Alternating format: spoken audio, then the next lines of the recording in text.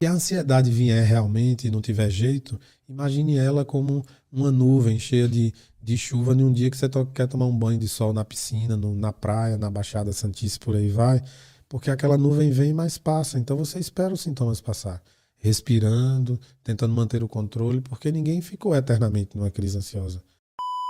Como combater a ansiedade? A ansiedade é uma força de vida. É o que faz a gente trabalhar, estudar, levantar. Como assim, Braulino? A ansiedade é a força de vida. O problema dela, do ponto de vista patológico, é quando ela transborda. Ansiedade é excesso de energia, né? Do ponto de vista pelo olhar da neurofisiologia, os marcadores ansiosos são correntes elétricas que estão predominantes em espaços que não deveria estar com uma frequência mais alta, uma velocidade mais alta do que deveria, tá?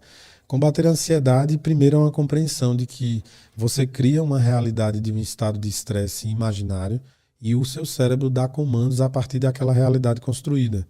Então, muitas vezes o ansioso ele está em casa fazendo uma tarefa doméstica e vem um pensamento negativo. Poxa, e o dia que eu perder meu pai, minha namorada, e amanhã eu vou fazer uma viagem, se o carro virar.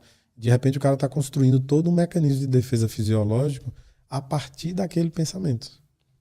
Então, o coração acelera justamente porque o acelerar do coração consegue bombear mais sangue para as extremidades. Se você tivesse num perigo real, você ia precisar lutar ou fugir.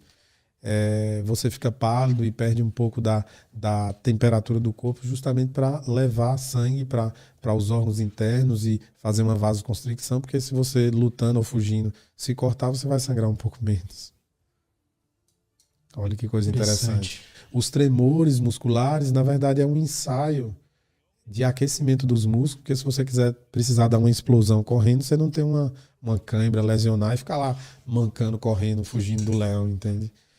Então, assim, acima de tudo, o processo ansioso precisa de um diálogo, que eu costumo dizer que o grande mecanismo para romper isso é você aprender a intervir no único sistema fisiológico que é consciente e automático ao mesmo tempo e inconsciente, que é o seu processo respiratório.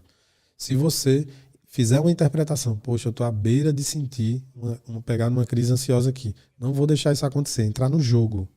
Porque a ansiedade é uma ameaça que foge ao teu controle.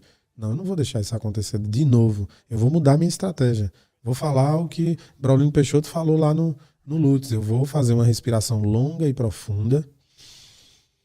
E vou controlar, vou estabelecer aqui nos primeiros sintomas. Não vou deixar a cascata daquelas sensações desagradáveis todas.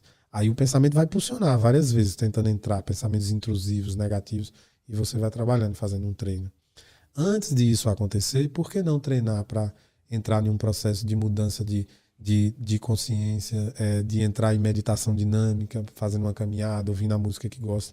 Todos esses treinos vão organizando os pensamentos para uma rotina e uma lógica saudável, que esses pensamentos intrusivos, negativos, eles costumam se afastar. Perfeito. E se a ansiedade vier realmente e não tiver jeito, imagine ela como uma nuvem cheia de chuva num dia que você quer tomar um banho de sol na piscina, na praia, na Baixada Santista, por aí vai, porque aquela nuvem vem, mas passa. Então você espera os sintomas passar, respirando, tentando manter o controle, porque ninguém ficou eternamente numa crise ansiosa. Por mais que ela demore e gere uma angústia, por exemplo, nos quadros de transtorno generalizado de ansiedade, o mal-estar pode durar horas, mas são picos menores do que na crise de pânico, que você tem uma sensação iminente que vai morrer a qualquer momento. A crise de pânico ela faz uma parábola matemática, são 10 minutos subindo, chega no auge, 10 minutos descendo e esvaziando como uma bexiga. Qual é o grande problema? É que a crise de pânico gera a síndrome do pânico. A crise do pânico é o estado, o pico maior do medo. A síndrome do pânico são os comportamentos evitativos que você fica com medo e tem medo de novo. E aí você começa a ter comportamentos evitativos que atrapalham a sua vida e isso fica patológico tanto quanto.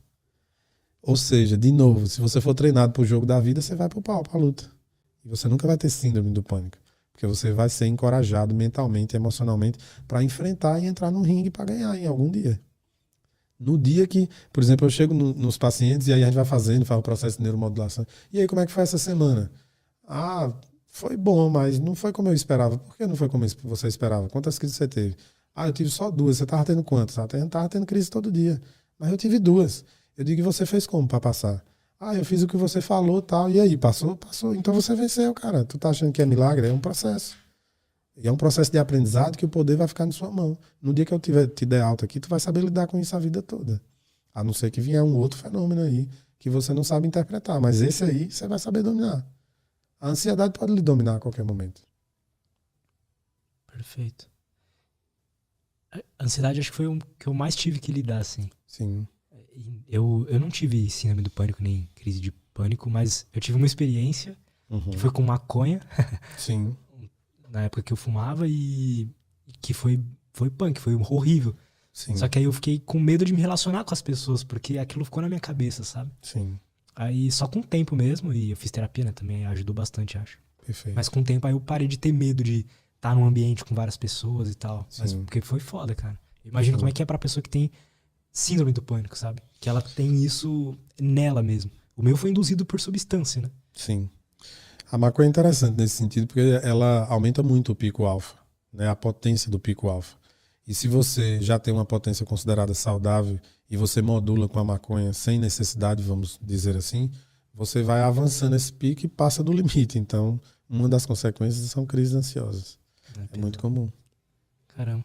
E o inverso é verdadeiro, né? Porque quando você pensa no canabidiol, que é o CBD, com pequenas doses de THC, que é o veículo, hoje em dia não se usa mais a questão do CBD puro, porque sabe que o THC abre a porta da célula para o CBD entrar, mas em doses terapêuticas que não gera nenhum barato, sensações distorcidas que fumado gera, você tem um efeito contrário, né? Inclusive o CBD é muito útil para crises ansiosas. Eu experimentei também. A experiência foi muito boa.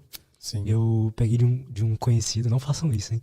Que ele tinha um restinho lá do prescrito. Aí eu peguei o negocinho e fiquei. Durou 3 dias, assim, foi bem. Mas foi uma experiência legal. Eu tava num momento que eu tava bastante ansioso, eu sou bastante elétrico, né? Aqui no podcast não dá pra perceber, mas quem vive comigo sabe que eu sou muito elétrico. E aí, eu não tava conseguindo mais fazer uma das coisas que eu gostava, que era sentar no sofá e assistir um podcast de 3 horas, por exemplo. Sim. Que é algo que eu amava, só que eu não conseguia ficar parado mais. Aí quando eu tomei o CBD, eu consegui fazer isso, consegui ver filme, que eu também não conseguia. Perfeito.